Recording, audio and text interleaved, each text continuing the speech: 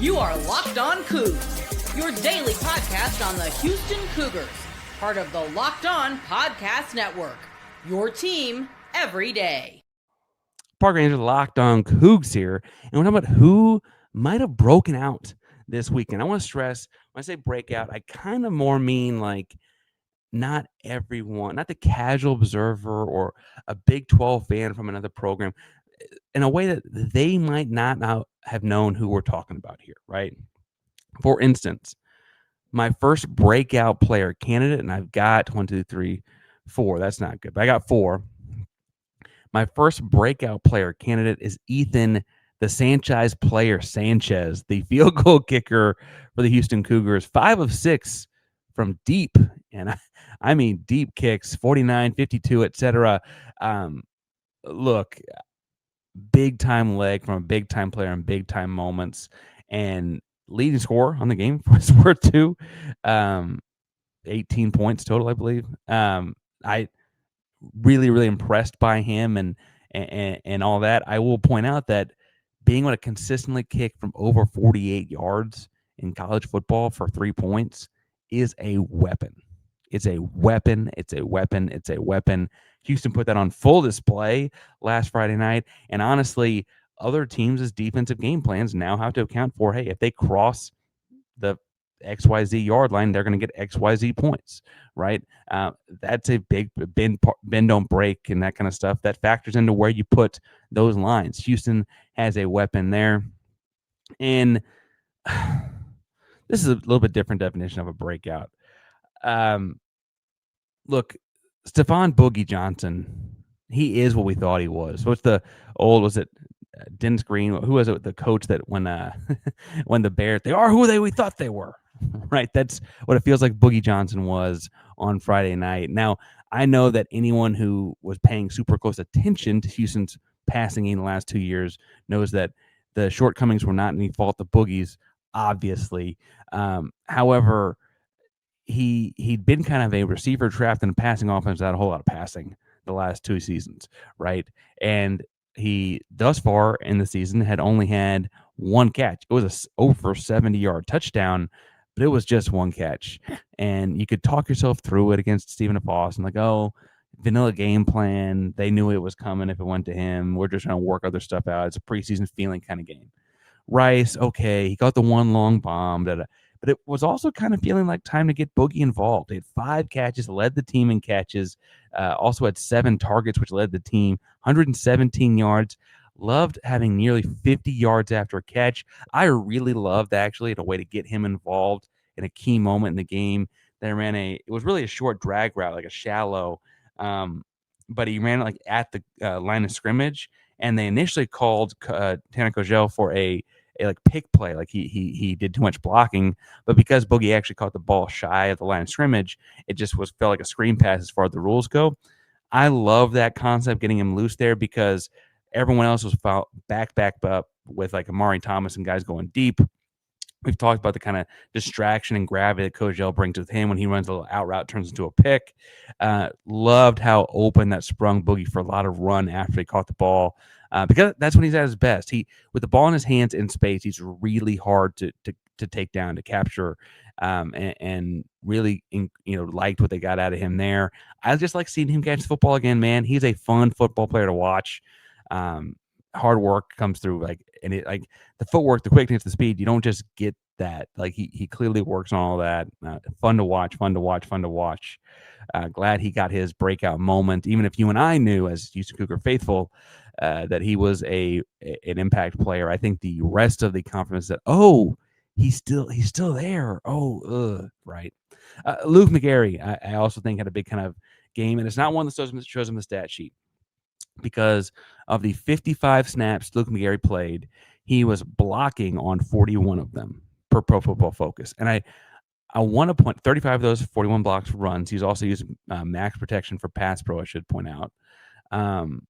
But I think the big thing here is that he blocked well. He blocked strong, even in pass protection, the max pro kind of stuff. And I really like the way that this element has worked out, where he and Coach Young can kind of be on the field at the same time, because Kogel feels a lot like a wide receiver at times. He again, he's on track to Martin texts me or DM'd or messaged me on Twitter. I think it's actually like he actually tweets me, which means that it's all public. Every single time he catches the ball, we're counting down towards 100 catches, but it feels like he's on track for what it's worth. And as he is on track for 100-ish catches on the season in a offense that doesn't pass the ball that often, very run heavy offense still.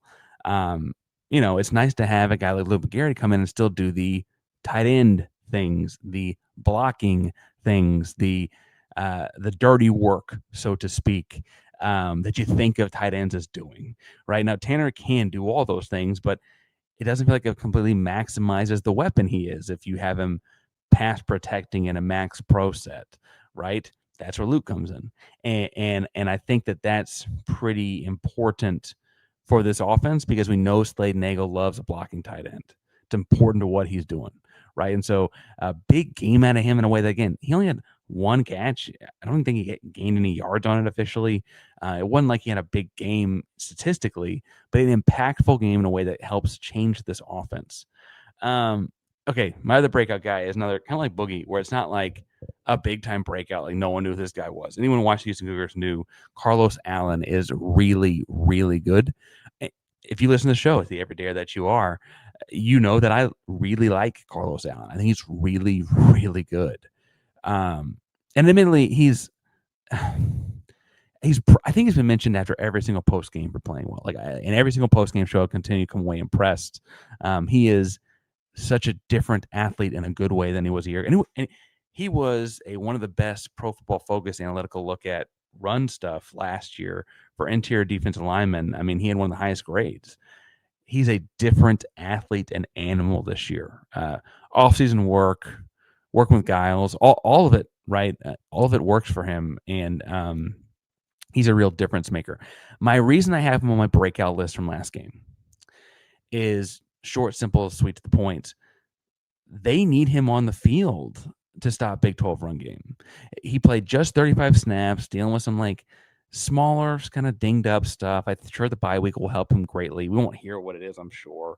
For all the access Fritz and them have, for respect for the program and players, they generally don't give out a lot of information on injuries because that's kind of the one advantage that they don't want to give away, right? Everything else they're very much open books about. So in respect to that, I don't think the Carlos Allen stuff is anything too crazy, too big. But he only played 35 snaps.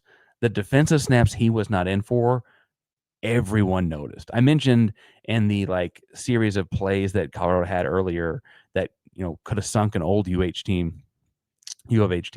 Carlos Allen went in for those. Yeah, he was noticeably absent because he was taking a rotation off, needed to get a little bit extra treatment here, get a little bit extra stretching on that, right? That kind of stuff. And I have to say that while he has always been a really good football player for the Houston Cougars in every game he suited up for, he is increasingly becoming the important guy on the Houston Cougar defense, especially in the front. And last year, Batten helped cover up a lot. That guy was a madman, right? Last year, had Keith Cooper covering up a lot. That guy was a madman. He's a pro now, right? Carlos is looking like that. Carlos generally looks like an NFL football player, and he has the importance of that on this team in a lot of ways. And hats off. And this is all stuff. He knows. I think is really impressive. He's really good, really, really good. And I continue to walk away. I mean, the guy started off at Kennesaw State, crazy. All right. Last segment, I'll talk about reasons to not get too high and reasons to not get too low after going 3-0. You see how I made that rhyme?